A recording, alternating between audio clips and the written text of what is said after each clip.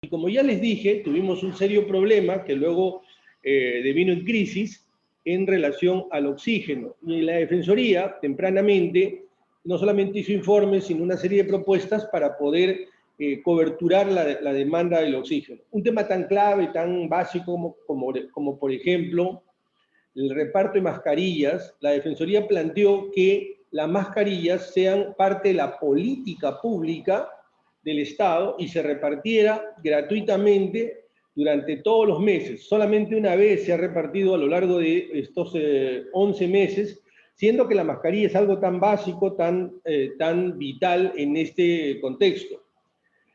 Lo propio en lo que se refiere a la información, esto es, a la necesidad que tiene el Estado de ser muy transparente, de evidenciar los recaudos, de la toma de decisiones respecto a las medidas de gobierno que iban adoptando. Todo esto lo planteamos, incluso llegamos a pedir que se constituya una institución que jurídicamente no existe, pero que en la práctica funciona, que es el Consejo de Estado. Entonces, en el Perú, en estos meses, han habido reuniones del Consejo de Estado. Nosotros como Defensoría hemos hecho una serie de propuestas que muy desafortunadamente los hechos nos han dado la razón. Y esto partía de este enfoque. Para nosotros, si el Estado se arroga el monopolio de la gestión sanitaria, los ciudadanos desean, esperan que esa función, esa gestión, la haga de una manera lo más eficientemente posible, con seguridad, con oportunidad, con eficiencia, ¿no es verdad? Desafortunadamente esa no fue la conducta del Estado en el Perú por diversas razones. La Defensoría planteaba que el Estado se articule entre sí, que el Estado articule el sector privado y que el Estado articule también a toda la organización social en el Perú, que es muy robusta, muy vital y que ha dado muestras a lo largo de décadas que ha sabido responder a determinados desafíos. Esta articulación, desgraciadamente, no la hizo el Estado. Nosotros, como digo, convocamos o planteamos la necesidad que se reúne el Consejo de Estado. Nosotros tuvimos comunicados, oficios, reuniones de coordinación e incluso cartas abiertas al presidente de la República. Muchas de las cosas que la Defensoría planteó, como estoy señalando, no se desoyeron, se desatendieron, y esto responde a que, no obstante que en el Perú la Defensoría tiene una larga tradición, una legitimidad, hemos atravesado una situación de una enorme crisis política. En primer lugar, hemos tenido 3 presidentes en pandemia. Hemos tenido situaciones de confrontación entre el legislativo y el ejecutivo y falta de capacidades en los distintos gobiernos regionales. Entonces, uno de los grandes problemas de la institución de la Defensoría del Pueblo, Perú, y por eso quisiera intercambiar con ustedes, intercambiemos algunas experiencias, es que necesitamos robustecer, fortalecer la incidencia de la Defensoría del Pueblo en las políticas públicas, porque muchas veces a la Defensoría se le escucha y muy tarde se reacciona. Y hoy día quisiéramos nosotros hacer algunos planteamientos, luego de compartir las experiencias que ustedes han tenido, cómo es que cada país encontró, digamos, a la administración pública, cómo es que reaccionó la Defensoría y qué es lo que podríamos hacer como defensorías andinas para tener mucho mayor consistencia en nuestros planteamientos. Entonces dejo abierta, digamos, este diálogo y les pediría que nos pudieran alcanzar, digamos, sus experiencias. Gracias al Defensor del Pueblo de Perú. Y en el diálogo abierto, en todo caso, cedemos la palabra a la Defensora del Pueblo de Bolivia, la doctora Nadia Cruz Tarifa. Adelante, doctora Nadia. Muy buenos días con todas, con todos los que están acompañando la reunión. Un saludo fraternal a los defensores del pueblo, a mi amigo Freddy Carrión, al compañero Walter Gutiérrez, al defensor, entiendo también que se encuentra de Colombia. Bueno, un saludo fraternal para todos ustedes. Cuando yo escuchaba al defensor del pueblo del Perú, me recordaba un poco a la situación que hemos atravesado nosotros en Bolivia. En Bolivia también hemos tenido una crisis de Estado bastante fuerte, bastante agresiva. Se han registrado masacres sangrientas dentro de mi estado meses antes de que empiece la pandemia de la COVID-19. Nos encontrábamos con un gobierno cuya constitucionalidad sigue siendo un tema de debate dentro de mi país. Y bueno, con un Estado, un aparato público que como consecuencia de los hechos ocurridos en noviembre del 2019 en Bolivia, pues no estaba particularmente preparado para atender una emergencia sanitaria. Estábamos en un recambio institucional que no necesariamente fue para algo mejor. No se contó con una capacidad institucional instalada para poder atender una emergencia sanitaria. A esto, bueno, un poco respondiendo las preguntas que nos han dado como marco de la exposición, pues la respuesta estatal en el caso de Bolivia fue altamente politizada. No tuvimos 3 presidentes durante la pandemia, pero tuvimos un gobierno que utilizó la pandemia para mantenerse en el poder y a través de una política cuyo pilar fundamental fue el miedo y rodeada de hechos de corrupción, pues no generó una respuesta buena para el Estado, y eso en este momento nos está generando consecuencias muy serias para afrontar la segunda ola de COVID-19. Bueno, dentro de los actos estatales que se desarrollaron en Bolivia, yo voy a señalar solamente un par de forma genérica. Uno es una ley que se emite recién el 1 de abril del 2020, es decir, a cerca de 2 meses del primer caso positivo COVID reconocido formalmente en Bolivia, porque entendemos que había otros anteriores.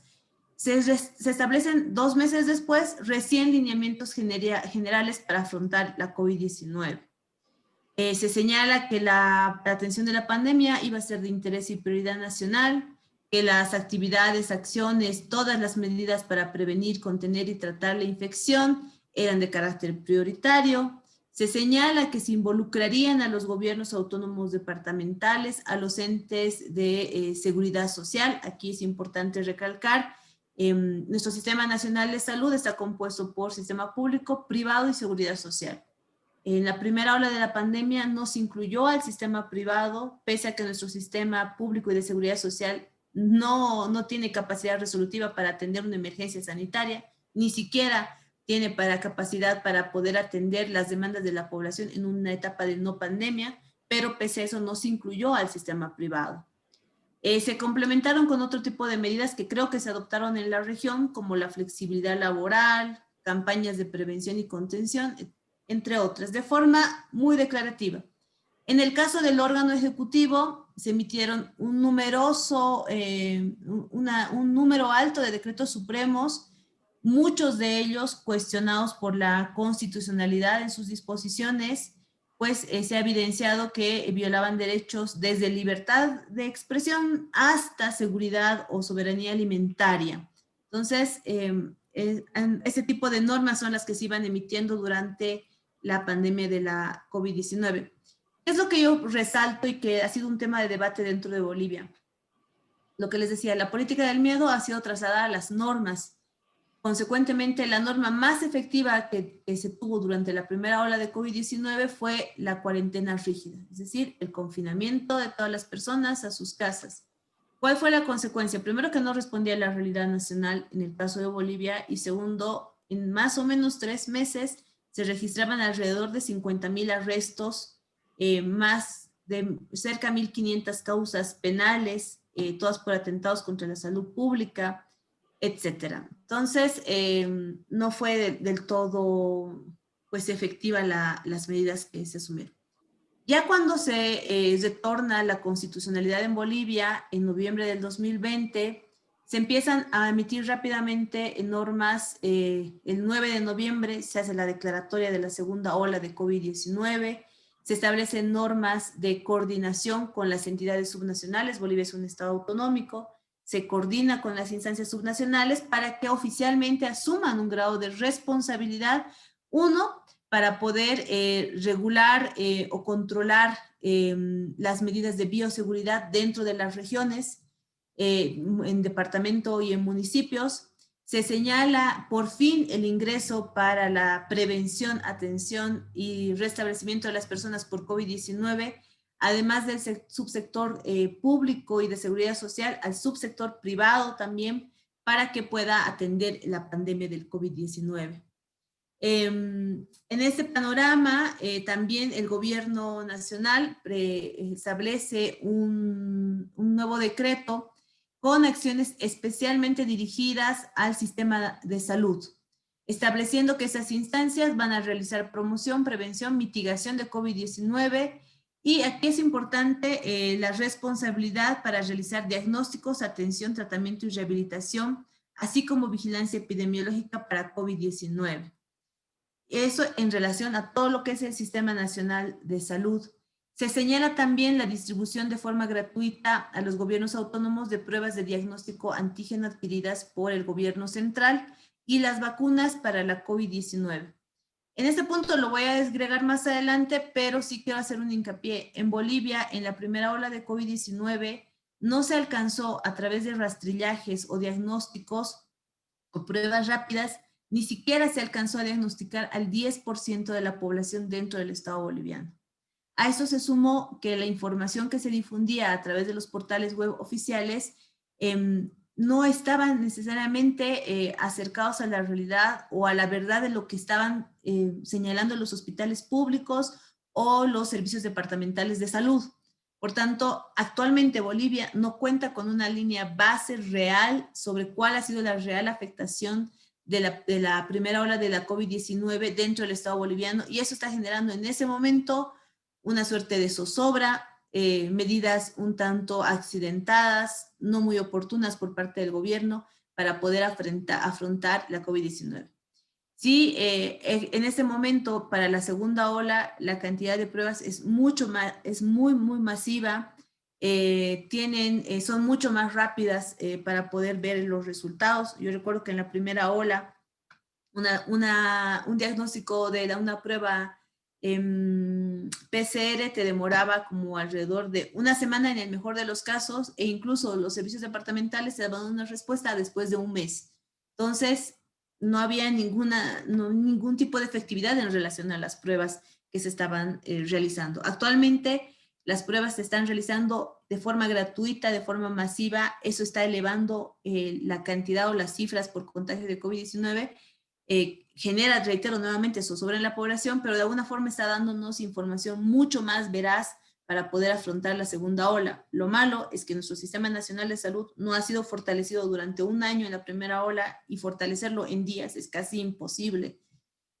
Bueno, también hemos visto que Bolivia, yo les reitero, tiene una página oficial del Ministerio de Salud, que es el órgano rector, donde se ha brindado siempre datos sobre cantidad de casos a nivel nacional y por departamento, sobre las personas que se contagian y sobre las personas que fallecen. Entonces, todos los días durante la gestión 2020 nos pasaban alrededor de las 7 u 8 de la noche un parte médico para decirnos cuántos habían sido contagiados y cuántos habían muerto. Actualmente se sigue una lógica casi de la misma manera, pero evidentemente las cifras, reitero, están subiendo muy aceleradamente. Adicionalmente, el actual gobierno ha relanzado una aplicación web para generar información a disponibilidad de la población, donde además incluyen datos, cifras sobre los centros de salud o los lugares donde uno puede hacerse un laboratorio gratuito o tratamiento a través de medicina tradicional para poder afrontar la COVID-19.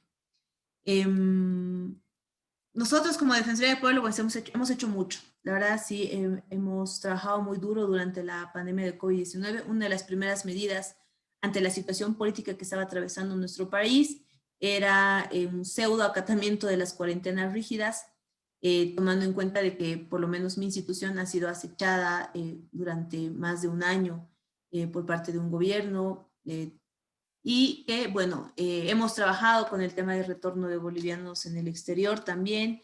Hemos elevado un informe especial al Comité de Naciones Unidas para el tema de tortura, con un informe especial sobre privados de libertad en pandemia y la afectación que estaba teniendo la situación penitenciaria con la pandemia de COVID-19. Hemos interpuesto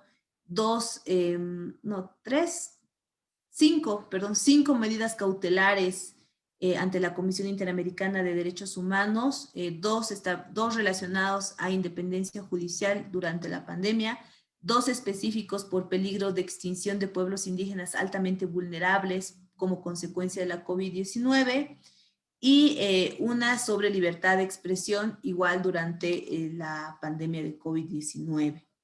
Adicionalmente, hemos trabajado en varios proyectos normativos, proyectos de ley con el órgano o con la Asamblea Legislativa Plurinacional, uno para medios alternativos de atención como el tema de medicina tradicional, el tema de ivermectina, el tema de dióxido de cloro y otros métodos para que puedan ser estudiados dentro del Estado y puedan obligar a los comités científicos a su análisis y, bueno, después información hacia la población.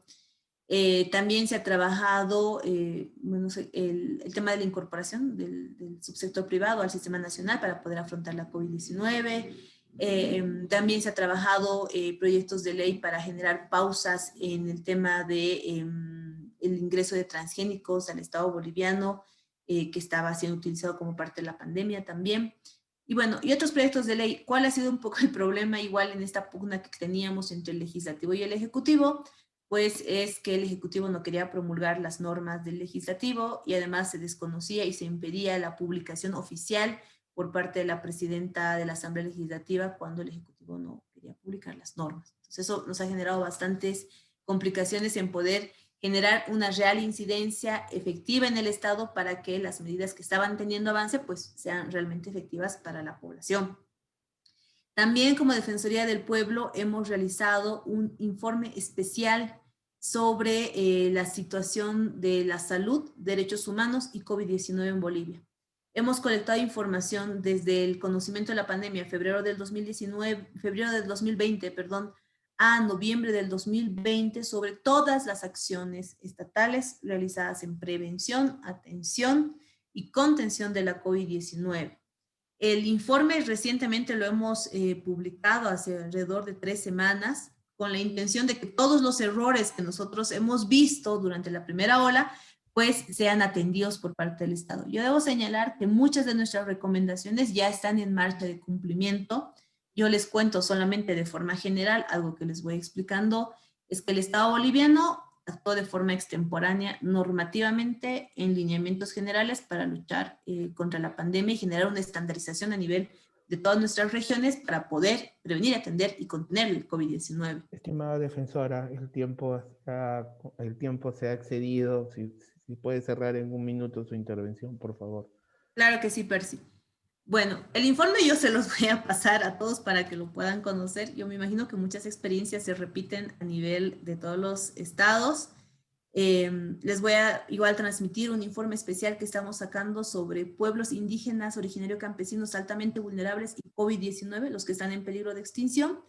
También tiene recomendaciones especiales para el Estado. Bueno, la situación de nuestro sistema de salud, yo reitero, en una etapa de no pandemia es precario, al igual que muchos de la región. Nosotros llevamos 1 año de atraso en fortalecimiento de nuestro Sistema Nacional de Salud. Por tanto, Bolivia no está preparada para atender o contener una segunda ola de COVID-19. En Bolivia, además, nos falta incorporar, nosotros tenemos niveles de atención en salud, nos falta incorporar el primer nivel, que es donde se aplica la salud comunitaria, es una política de prevención muy fuerte a través de centros integrales y centros ambulatorios que están dentro de la comunidad, todavía no están siendo integrados. Y bueno, la última pregunta que ustedes hacían respecto a las vacunas, Bolivia ya ha hecho las gestiones para traer las vacunas, sin embargo estamos contra el tiempo. Las primeras vacunas van a llegar recién a marzo, van a llegar de forma escalonada. La adquisición que ha realizado el gobierno de Bolivia alcanza casi al 80% de la población. Todavía falta una política de información y de socialización y de concientización sobre la importancia o las ventajas y desventajas que puedan tener estas vacunas, pero bueno, al menos ya contamos con eso, pese a que las otras medidas todavía son lentas, todavía no responden a las necesidades de mi pueblo. Bueno, muchas gracias. Gracias a la defensora del pueblo de Bolivia, doctora Nadia Cruz Tarifa. Cedemos la siguiente intervención al doctor Carlos Camargo Asís, defensor del pueblo de Colombia. Doctor Camargo, buenos días.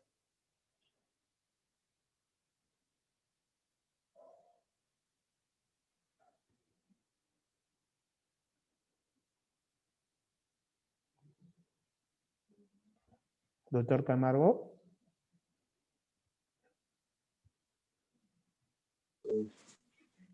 Bueno, muy buenos días, con un saludo muy, pero muy cordial para todos mis pares, para todos mis homólogos y bueno, desearles a todos y a sus respectivas familias un feliz año cargado de muchas bendiciones para todos a título individual y bueno, y a todo el conjunto familiar y todo el entorno. Un saludo muy especial a la doctora Nadia. Un saludo muy especial al doctor Walter, al doctor Freddy, a todos mis pares en los diferentes países de Latinoamérica, desearles los mejores deseos para este 2021.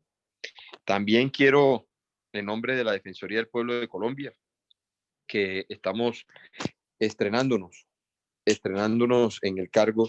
Llevamos apenas 5 meses, pero bueno, con todo el entusiasmo y sobre todo con toda la expectativa de realizar la tarea en protección de los derechos humanos con toda la determinación. También es muy importante destacar los esfuerzos que se han venido haciendo en todos los países y debo hablar de manera muy particular en los avances significativos en la lucha frontal contra esta pandemia que azota a más de 200 naciones. Es muy importante resaltar que efectivamente la articulación interinstitucional ha estado fortalecida, ha estado siempre muy dinámica en la búsqueda de soluciones para la protección del derecho primogénito, como es el derecho a la vida.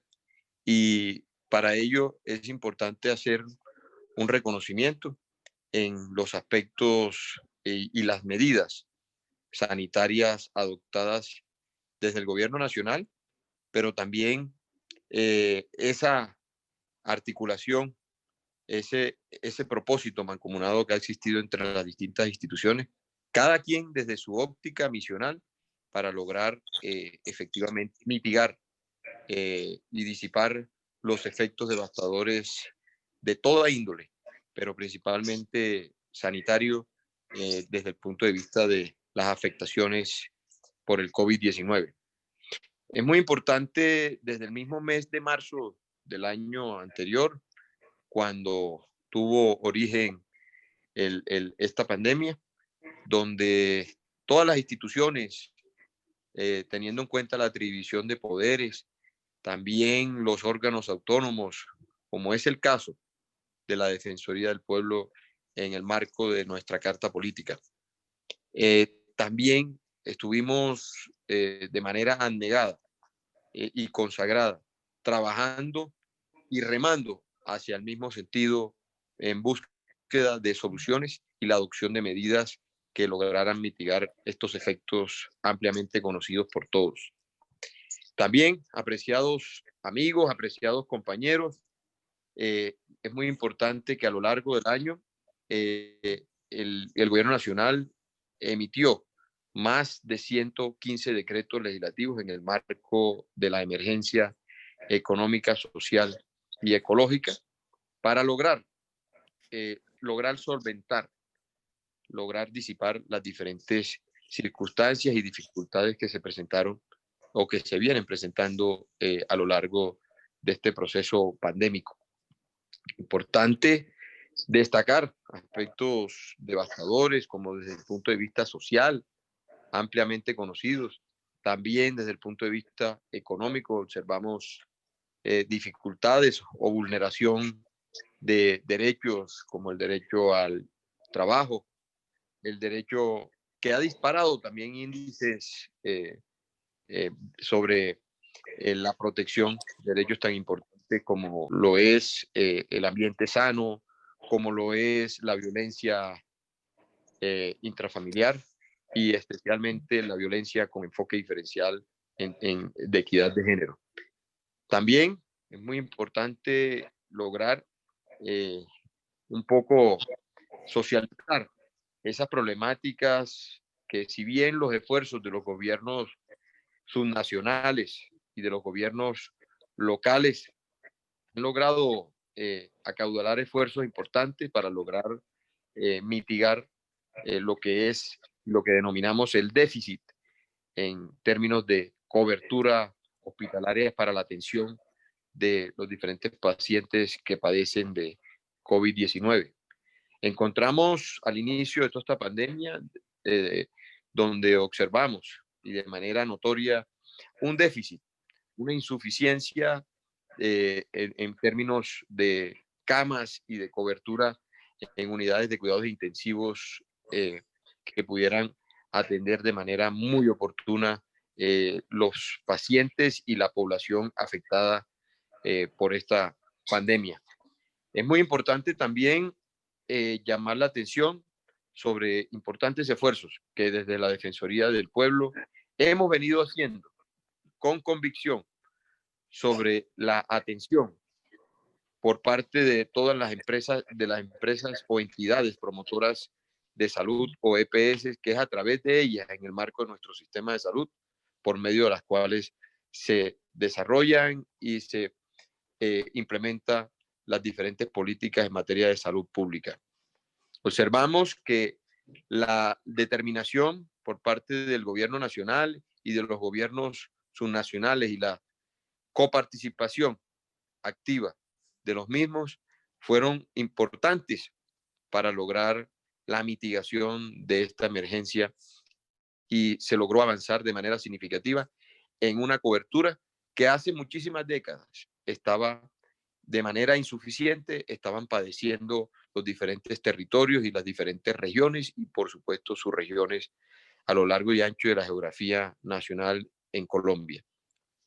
Es muy importante también ya en escenarios precisamente en el avance, en la evolución desfavorable de esta pandemia, en términos de tiempo, encontramos que efectivamente llegada la solución avisorada, como lo es el plan de vacunación, que se viene implementando en distintos países del mundo, encontramos que el gobierno nacional ha suscrito con las distintas multinacionales farmacéuticas unos contratos que se encuentran precedidos por cláusulas de confidencialidad, lo que significa, y así lo ha reiterado el gobierno nacional en reciente reunión con los órganos de control y con los órganos autónomos, con la Procuraduría General de la Nación, jefe del Ministerio Público, con la Contraloría General de la República, con la Defensoría del Pueblo, en la búsqueda de proteger y salvaguardar todos los derechos de todas las comunidades y sobre todo en atención y dándole cumplimiento a los criterios de priorización en la aplicación de la vacuna en nuestras distintas poblaciones y comunidades. Y también, por supuesto, insistir y recalcar la importancia que es atender los criterios de equidad, de eficacia, de gratuidad y de voluntariedad en la aplicación de la vacuna para contrarrestar el COVID-19. Es muy importante el papel que viene desempeñando la Defensoría del Pueblo en articulación con las demás instituciones, en el sentido de que cada quien desde su ámbito de competencias viene en búsqueda de proteger los bienes jurídicos llamados a tutelar. Encontramos como la Contraloría General de la República en defensa del recurso público, la Procuraduría General de la Nación en defensa de la gestión y del buen ejercicio de la función pública. Encontramos, por supuesto, a una Defensoría que queremos y hemos venido desde el primer momento, desde el mes de septiembre, venimos dándole esa impronta, fortaleciendo el ámbito de competencia en lo que tiene que ver con la protección y defensa de los derechos humanos. Esto supone, por supuesto, la protección del derecho de los colombianos a tener una vacuna. Esto supone la protección del derecho de los colombianos a proteger las vidas. Por supuesto, bajo el entendido de atender mecanismos de priorización, cómo juegan las minorías, cómo se articulan los indicadores de obesidad y otras condiciones médicas con priorización.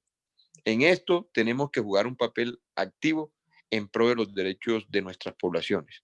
Es importante también, señores defensores y apreciados amigos, importante establecer los sectores poblacionales a priorizar y la justificación desde el punto de vista del impacto de la comunidad.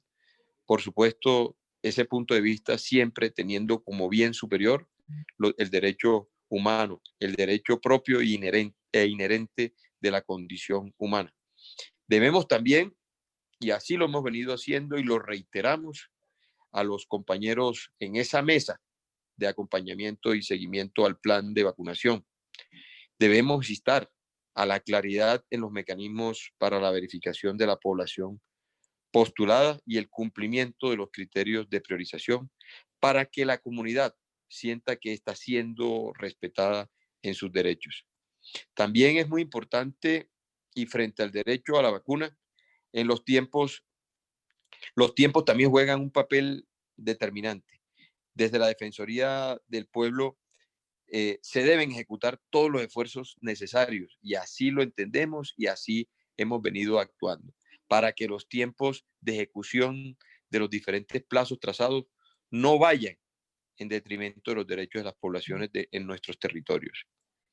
El sistema, también un aspecto fundamental y así lo hemos ratificado en las mesas de seguimiento y acompañamiento en relación con el acceso al ciudadano al sistema de peticiones, quejas y reclamos, más en tratándose de una situación excepcional como lo es la pandemia y la atención prioritaria en el proceso de implementación del plan de vacunación. Es muy importante hacer un ejercicio y hacer un proceso amplio, suficiente y masivo de socialización en lo que tiene que ver con carácter pedagógico, educativo, de formación, de capacitación en el proceso de vacunación y, por supuesto, insistir muchísimo en el proceso de comunicación de manera permanente con nuestras comunidades en el proceso evolutivo, en la implementación del programa de vacunación.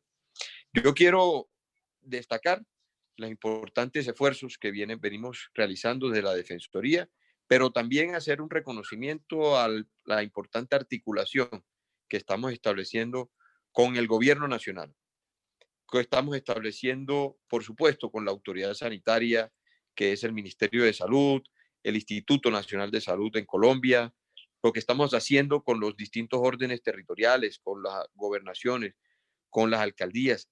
Muy importante y relevante el papel que jugamos y que juegan los órganos de control, la Procuraduría General de la Nación, la Contraloría General de la República, la Fiscalía General de la Nación, la Defensoría del Pueblo, por supuesto, y las altas cortes en tratándose de la protección del derecho primario, como lo es el derecho a la vida y el derecho a una salud en condiciones de eficiencia y eficacia. Yo quiero agradecerles y expresarles todas las manifestaciones y augurios de buenos éxitos para todos en su gestión, en sus países, y bueno, muy expectante y muy atento y con mucho interés, sobre todo, de visitarlos en sus respectivos países, para intercambiar experiencias, para intercambiar testimonios, pero sobre todo para intercambiar conocimientos y visiones sobre el concierto y sobre el mundo de los derechos humanos, que es nuestra prioridad y es de todo nuestro interés. Gracias al doctor Defensor del Pueblo de Colombia. A continuación, cedo la palabra al doctor Freddy Carrión Intrago, Defensor del Pueblo de Ecuador. Doctor Carrión, buenos días. Buen día, Percy. Muchas gracias por la invitación. Un afectuoso saludo al doctor Walter Gutiérrez, a Nadia Cruz y obviamente al doctor Carlos Camargo, defensores del pueblo de Perú, de Bolivia, de Colombia. Qué gusto verlos y sobre todo poder compartir con ustedes este espacio de discusión, de análisis sobre lo que nuestros países han venido realizando en temas de el tratamiento o la contención a esta pandemia mundial que ha cobrado miles de víctimas en nuestros países y obviamente a nivel del mundo entero. Es fundamental, creo, que partamos de una premisa básica de lo que ya mencionaba el doctor Walter Gutiérrez cuando señalaba de que los sistemas de salud en el país no se encontraban con la suficiente infraestructura para dar abasto y sobre todo para contener esta difícil situación de la pandemia del COVID-19. Y es importante mencionarlo porque nuestros países, y creo en eso no equivocarme, hemos venido atravesando por una situación de desinstitucionalización, sobre todo en el servicio de salud, en el sistema de salud. Y lo dejo sentado a esta primera reflexión porque con sistemas de salud sólidos, países más desarrollados o países que han tenido una política de una atención de salud más integral, completa, a efectos de poder dar un sistema, una atención de salud a toda su población, han tenido serios problemas para contener el COVID. Ahora, pongámonos en el caso de nuestros países, en donde los sistemas de salud han sido precarios, en donde, para ponerlo en el contexto nacional, en el caso ecuatoriano, en el 2019, previo a la pandemia, aproximadamente por el mes de febrero, se despidió a más de 2,000 personas dentro de médicos, enfermeras, personal administrativo del sector de salud. Frente a eso y a una reducción paulatina también del presupuesto para la salud, obviamente que las consecuencias para el COVID-19 han sido funestas, han sido realmente letales en el sentido que el Ecuador registra cerca de 40,000 muertes inusuales, que obviamente comparada con el registro histórico del año 2019 no nos alcanza a determinar a qué razón obedece dichos fallecimientos. Es claro que con el confinamiento, con la restricción vehicular de movilización, con la reducción de los accidentes de tránsito, que son una de las causas principales de fallecimiento, al no existir estas causas, estas muertes inusuales o se las presumiría que son imputables al COVID-19. Pero como no fueron confirmadas a través de las pruebas PCR, por supuesto que no se puede llegar a determinar si son producto o no del COVID-19. Y esto es importante, como digo, mencionarlo porque aquí está la clave de la crisis que atraviesan nuestros países en cuanto al número de personas contagiadas, pero sobre todo al número de personas fallecidas. Pero ha sido un ejemplo en el sentido de transparentar la información, que a mí me parece muy importante decirlo, de la misma forma que Colombia. En el caso ecuatoriano, Bolivia no le he visto tan claro de que hayan transparentado la información respecto de las personas que tuvieron contagio o quienes se contagiaron y también indudablemente de los fallecidos, sin importar si estamos dentro de los primeros o los últimos lugares a nivel internacional de aquellos países que tienen mayor nivel de contagio y de mayor tasa de fallecimientos. Creo que lo importante para la población era determinar y ubicar al problema del contagio del COVID-19 y para ello era fundamental transparentar la información en cuanto al número de pruebas establecidas y obviamente las personas que han fallecido víctimas del COVID. En el caso, como digo, de Perú y de Colombia, su nivel de contagio incrementó, se elevó y eso empezó a registrar como uno de los países de la región que tenía un gran porcentaje de contagios, pero a la final transparentar la información nos ha permitido saber la dimensión del verdadero problema e inclusive tener una política de confinamiento o más que nada una política de que nos permita identificar quienes se encuentran contagiados y de esa forma generar esto que se ha llamado el cerco epidemiológico para bajar el nivel de contagio y de esa manera evitar el colapso de los hospitales públicos, que esa es la mayor preocupación de la pandemia del COVID-19. El caso nuestro es paradigmático, por decirlo menos, cuando no hemos tenido esas cifras. Actualmente el gobierno menciona que estamos alrededor de 236.189 personas con COVID-19 y cerca de 14.500 personas fallecidas por COVID-19. De un universo de pruebas de PCR que estarán alrededor de 700.000 o de 800.000 pruebas. Más de 10 meses llegar a pruebas de 700, 800.000 pruebas en una población de cerca de 17 millones de ecuatorianos demuestra, primero, el fracaso de la política de salud de un gobierno que no atendió de una manera adecuada a su población, que lo hizo tarde, además, que no tenía la infraestructura necesaria en temas de salud para dar contención al COVID y que adicionalmente permitió que los privados lucren. Y hay que decirlo de esa manera. Seguí de cerca las declaraciones del entonces presidente Vizcarra cuando manifestó que iba a expropiar el sector privado de clínicas si empezaba a cobrar por el tratamiento del COVID-19, tomando en cuenta que estábamos hablando de una pandemia. Al hablar de una pandemia, esto es una política de salud pública, por lo tanto el Estado tiene que tomar control sobre esta pandemia a efectos de evitar que la población contagie, y ahí públicos y privados deben someterse a las disposiciones del Estado para tratar de dar atención a aquellas personas o aquellos pacientes que venían contagiados y obviamente, o más que nada, a las personas adultos mayores que siempre fueron los grupos vulnerables de mayor atención, que pese a aquello no tuvieron la debida atención de parte del Estado.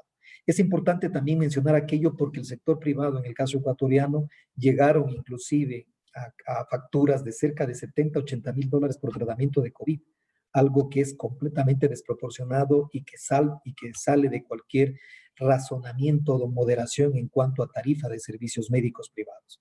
Pero en el Ecuador, lamentablemente, el gobierno nacional no tuvo ningún tipo de política para contener ni regular el servicio médico por atención del COVID en hospitales y clínicas privadas. De la misma forma que pasó lo mismo en el tema de las pruebas PCR, que llegaron a estar en un promedio al inicio de la pandemia entre 120, 140, 150 dólares por prueba, lo que resultaba, como digo, restrictiva para la gran población ecuatoriana que no contaba con los recursos. Esto es importante mencionarla como un antecedente porque de ahí parte el trabajo como instituciones nacionales de derechos humanos. Al ser instituciones completamente independientes e imparciales del gobierno, y que nuestra función se enmarca en exigir de parte de las autoridades mayor control, mayor asistencia, mayor atención al personal, a la población ecuatoriana, la Defensoría del Pueblo, en el caso ecuatoriano, tuvo un papel crítico de monitoreo, de dar seguimiento, pero sobre todo de exigir a los gobiernos, al gobierno nacional, mayor atención y corrección de políticas públicas que se encontraban completamente erradas. Fuimos víctimas también de una pandemia adicional a la del COVID-19, que es la corrupción, que esa se encuentra en todos nuestros países y que en el caso de la pandemia del COVID-19 tuvo un impacto mayor cuando dentro de la pandemia, cuando estábamos en confinamiento, se dieron hechos completamente bochornosos como Estado, lo digo, como sociedad ecuatoriana. El primero, el reparto de hospitales a cargo de políticos miembros de la Asamblea Nacional. Y el segundo punto es la falsificación o adulteración de carnets de personas con discapacidad para tener acceso a ciertos beneficios o derechos que por su condición de discapacitante las personas tienen. Eso constituye, como digo, hechos completamente bochornosos en donde al gobierno nacional le increpamos, le exigimos corrección a las autoridades judiciales, hicimos el seguimiento para que puedan, más allá de informar, iniciar las investigaciones y las sanciones respectivas.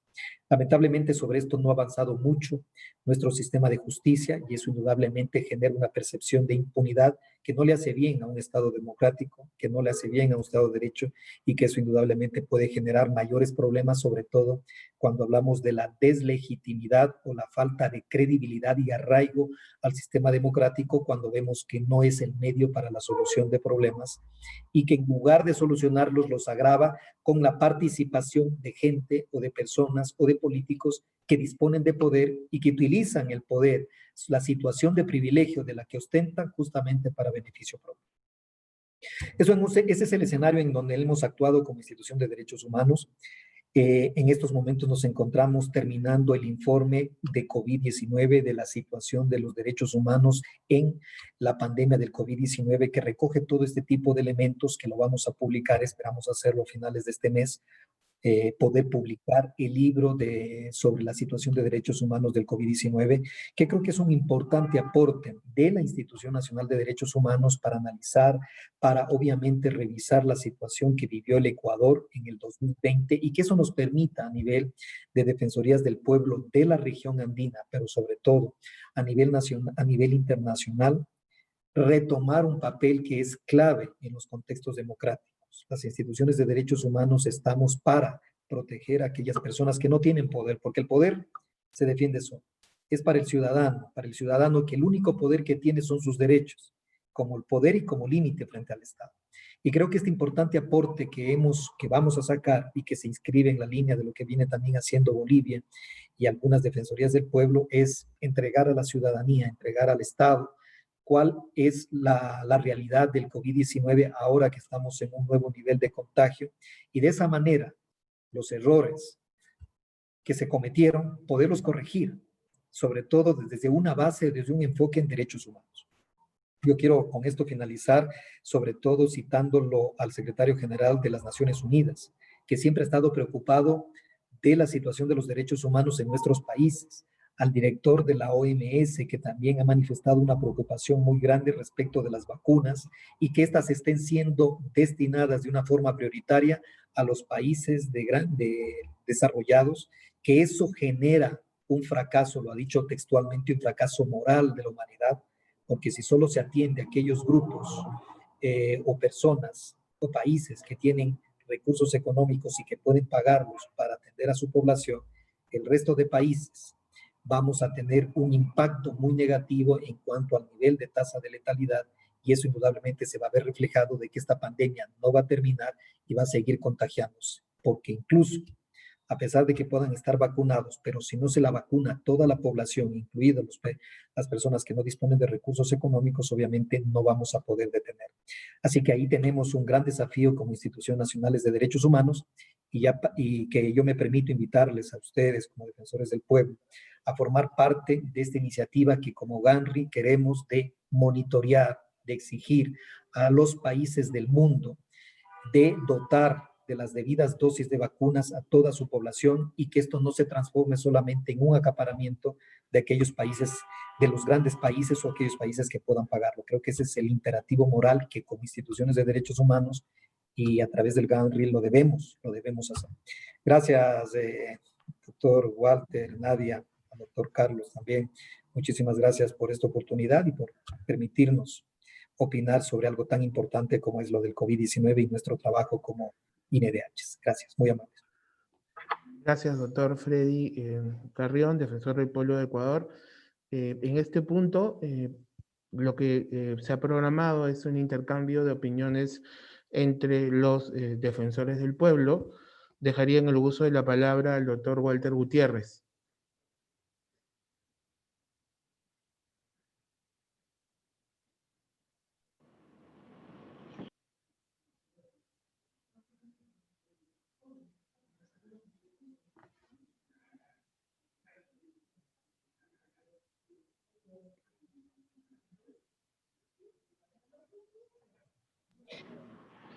¿Ahora sí? Sí, doctor. Decía que me ha parecido sumamente interesante la intervención, las intervenciones de cada uno de ustedes, las experiencias, y quisiera proponer dos cosas. Por un lado, comparto con todos ustedes, particularmente con lo dicho recientemente por el defensor de Ecuador, el doctor Freddy Carrión, en el sentido del enfoque. Todas las defensorías tenemos el mismo enfoque, esto es priorizar la mirada desde quienes justamente no tienen voz, quienes no tienen la capacidad de ejercer el poder, sino justamente a partir de sus derechos. Y en esa línea puntualmente, si de lo que se trata es de controlar el poder y que el poder finalmente se materialice en derechos, uno de los poderes es el poder económico. y en esa medida quisiera compartir con ustedes una mirada de la Defensoría aquí en Perú. Esto es que nuestra función no puede solo tener el curso de acción en supervisar al Estado, sino también supervisar a los servicios públicos en manos de privados. Esto es todo lo que es el servicio de salud, medicamentos, educación, internet. De modo que planteo que de cara hacia los próximos meses, mejor aún, las próximas semanas, pudiéramos de pronto consensuar una agenda en este ámbito, porque estoy convencido que en el ámbito en relación al Estado estamos completamente de acuerdo, pero no estoy tan seguro si es que podemos alinear una agenda, que sería lo ideal, respecto de nuestra actuación, nuestra supervisión en el sector privado como Defensoría del Pueblo. De hecho, aquí en el Perú tenemos alguna resistencia respecto a estos temas, no obstante que hemos avanzado. Y en segundo lugar, quisiera decir que seguramente a ustedes les pasa lo mismo que nos sucede a nosotros. La Defensoría, por la experiencia que tiene, por la naturaleza, por el estilo institucional que tiene, por el esfuerzo que ha hecho a lo largo de los años aquí en el Perú, tiene una importante legitimidad y, dado que sus funcionarios son funcionarios que tienen 10 o 15 años, hay una institucionalidad ganada y una capacidad de entender los problemas y hacer propuestas. Estas propuestas las hacemos con bastante oportunidad, con bastante antelación, pero sucede lo mismo que sucede en Bolivia, probablemente en Ecuador y en Colombia, que nos hacen caso muy tarde, cuando ya el asunto tiene visos de remediación y no de evitar o atajar una situación. Entonces, ¿cómo conseguimos que nuestras propuestas, nuestras supervisiones, nuestras recomendaciones sean, digamos, tengan una mayor fuerza, una mayor incidencia? Cuando lo dice una institución como, por ejemplo, la Contraloría General de la República, aquí en Perú, tiene más fuerza digamos, por el temor que tienen los funcionarios que la Contraloría les inicie un proceso o que finalmente los mande a la Fiscalía. En el caso de la Defensoría, se ven como recomendaciones, pero que pudieran adoptarse o no. Mi punto es cómo logramos dar un paso más. Y aquí tenemos una propuesta que quisiera pedirle al doctor Percy Castillo que les lea. Es una manera de presentar una suerte de introducción de cómo debemos presentar nuestras propuestas. Percy, por favor, si pudieras dar lectura a ese párrafo. Sí, doctor. Sobre este particular, en cada recomendación o pedido de información, la Defensoría del Pueblo pueden recordar a las autoridades nacionales que desempeñan no solo funciones constitucionales o legales, sino también que constituyen parte del sistema internacional y regional de protección de los derechos humanos, en la medida que ostentan rango consultivo entre los diversos órganos de tratados y procedimientos especiales de Naciones Unidas, y son punto de referencia del sistema interamericano de derechos humanos.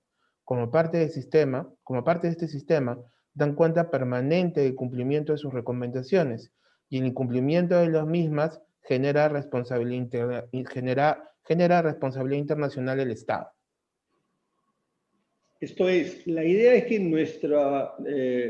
el Ejecutivo, el Estado en general, entienda que la función de la Defensoría no solo nace de la Constitución, sino que las defensorías forman parte del sistema universal de derechos humanos y que son un referente y que sus recomendaciones deben de cumplirse, o cuando menos deben exponerse las razones por las que no es viable su cumplimiento. Y si no se hacen, esto pudiera generar una responsabilidad internacional. Creemos nosotros que si nuestras recomendaciones vienen antecedidas con un texto que podría ser lo vamos a dejar como una propuesta, pudiera generar una mayor conciencia entre los funcionarios del Estado para seguir de una manera más oportuna o responder de una manera más oportuna las recomendaciones de la Defensoría del Pueblo.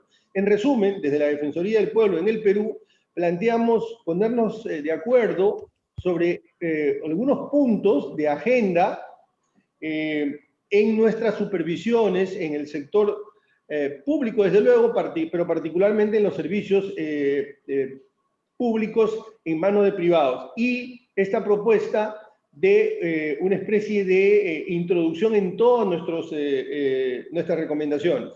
Gracias. Sí, si algún defensor del pueblo presente quisiera hacer uso de la palabra, empezaría por la defensora del pueblo de Bolivia, la doctora Nadia Cruz. Gracias. Bueno, me parece siempre interesante la posibilidad de generar alianzas o coordinaciones entre las defensorías del pueblo. Creo que las realidades, por lo menos en el sector andino, en la parte andina, tienen algunas particularidades, tenemos algunos encuentros, algunos desencuentros. En el caso de la actuación defensorial contra privados, particularmente la Defensoría del Pueblo tiene una competencia para poder ingresar.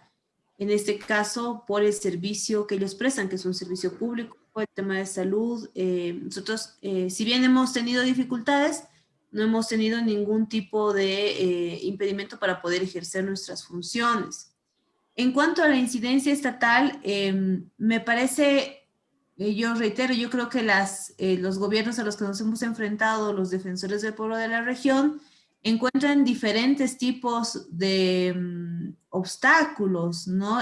Yo creo que en el caso de Ecuador y Bolivia, particularmente son obstáculos bastante políticos y que además vienen de una política de Estado, no solamente de hacer tardía el cumplimiento de una recomendación de la Defensoría del Pueblo, sino principalmente que hay una política estatal claramente violatoria de derechos que no va a ser atendida por una recomendación.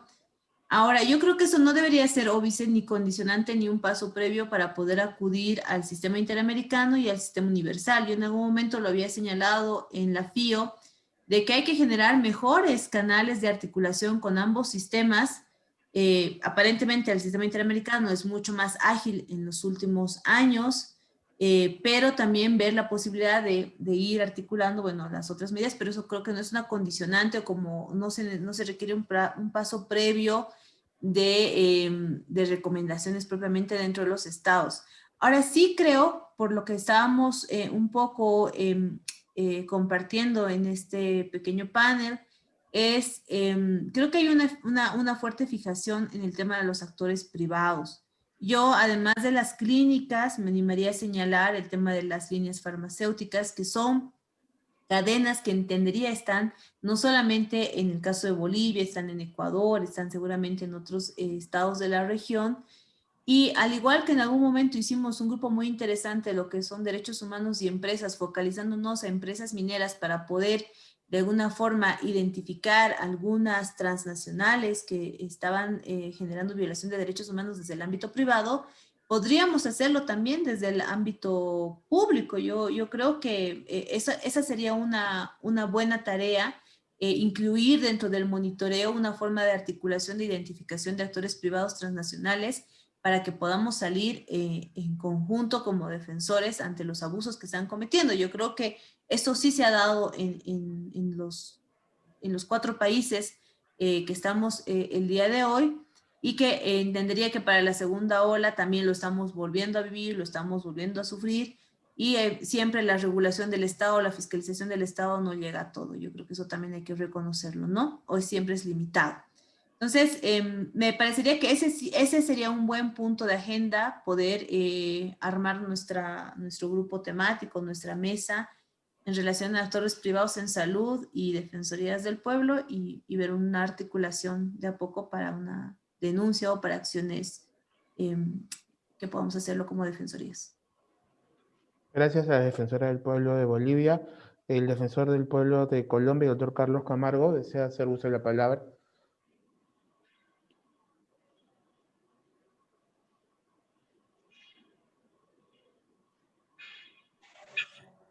Muchísimas gracias.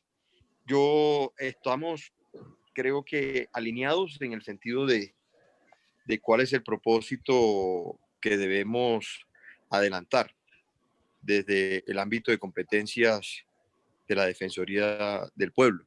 Creo que el ámbito de competencias nos da para actuar de manera invasiva, de manera masiva frente a las diferentes problemáticas, no solo desde la óptica de los problemas generados por el COVID-19, sino también por los diferentes efectos heredados históricamente por la problemática propia e inherente del sistema de salud, con todos sus bemoles y con todas sus dificultades.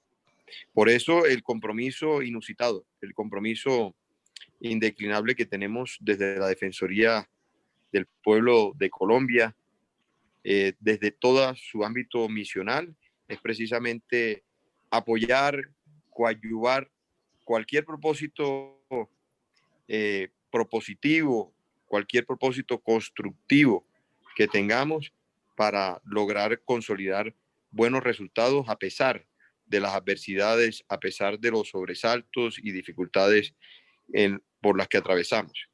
Yo creo que el mundo y el concierto de los derechos humanos en Latinoamérica y a nivel universal debe siempre estar precedido por el acompañamiento, por la articulación y el trabajo mancomunado de las instituciones que velan por la protección de los derechos humanos en los distintos países, no solamente en el hemisferio occidental, sino a nivel continental, para poder lograr así poco consolidar y fortalecer el aspecto misional y el espíritu por el cual fuimos creados.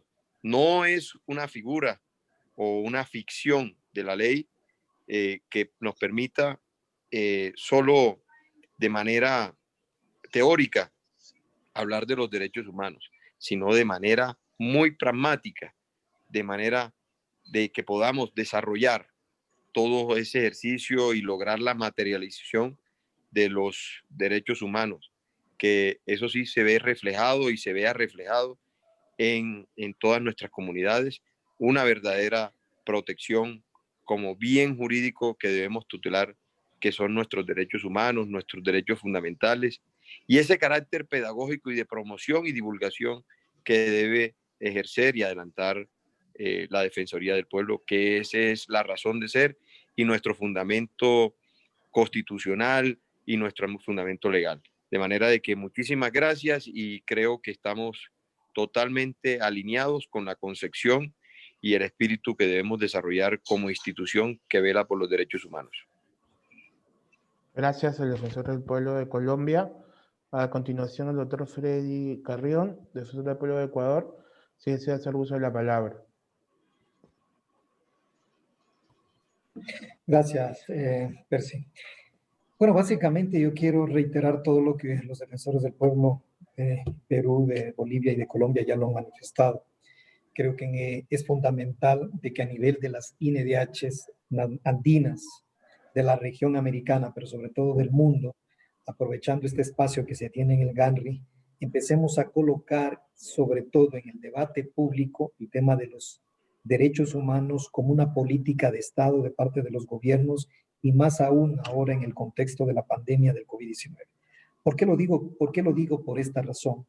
Actualmente las INDHs de la región hemos sido víctimas de ataques de los propios gobiernos que han ido en un tono disimulado, restringiendo presupuesto, limitando presupuesto, y eso indudablemente tiene que destacarse y denunciarse públicamente a nivel de Naciones Unidas. La Oficina del Alto Comisionado de las Naciones Unidas, el PNUD, la Oficina para el Desarrollo de Derechos Humanos, el PNUD, con quienes venimos trabajando, son piezas claves dentro de esta generación de un debate o de una política pública que nos permita como INDHs exigir de parte de cada uno de los gobiernos mayor respeto, pero sobre todo apoyo para poder realizar todas nuestras gestiones. En Centroamérica tenemos problemas complicados con El Salvador, con Guatemala. En el caso americano, en el caso latinoamericano tuvimos inconvenientes con Bolivia, con el anterior gobierno, en el caso ecuatoriano de la misma manera.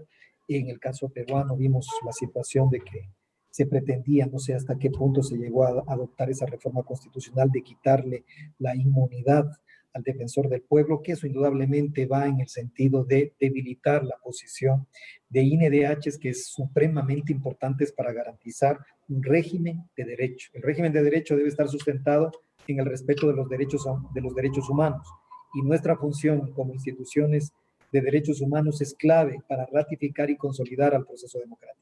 Por eso yo creo que es importante, sobre la base de estas instituciones o de estos organismos internacionales que les he citado, también tener una agenda que nos permita destacar el trabajo que venimos desarrollando y, más que nada, de parte de los gobiernos, combinarlos, exigirles al respeto de nuestro trabajo, al fortalecimiento de nuestras capacidades que nos permitan desarrollar nuestras funciones que van indudablemente en función de los derechos humanos. Todo eso debemos analizarlo como un problema regional, un problema internacional. RINCA ofrece un espacio importante, interesante de discusión, pero sobre todo de unión de las INDHs de la región americana, y dentro de ellas, junto con las 3 regiones que conforman el GANRI, también poder empezar a generar este tipo de iniciativas y proyectos de fortalecimiento para cada una de las INDHs que nos permitan, como digo, destacar nuestro papel, pero sobre todo consolidarnos como instituciones protectoras de derechos humanos. Yo creo que esa debería ser una de las herramientas que la debemos utilizar, insertarnos, integrarnos más en estos organismos internacionales de la FIO, de GANRI, de RINCA, y poder elevar el debate y la exigencia, insisto, a los gobiernos nacionales del respeto y garantía de nuestro trabajo. Muchas gracias. Gracias al doctor Freddy Carrión. Antes de las palabras finales del doctor Walter Gutiérrez, hacerles presente que en los próximos días se remitirá un resumen de lo desarrollado en esta reunión junto con la grabación realizada. Dejo entonces las palabras finales al doctor Walter Gutiérrez. Quisiera agradecerles a todos mis colegas muy profundamente haberse hecho un espacio en sus agendas, que en estos días estoy seguro está sumamente agolpada de tareas, y poder compartir con nosotros sus experiencias, sus iniciativas. Creo que deberíamos hacer un esfuerzo por periódicamente reunirnos e ir consolidando una agenda y evaluar la posibilidad de esta iniciativa que planteamos desde la Defensoría del Pueblo Perú para ver cómo tenemos una mayor incidencia respecto a nuestras recomendaciones.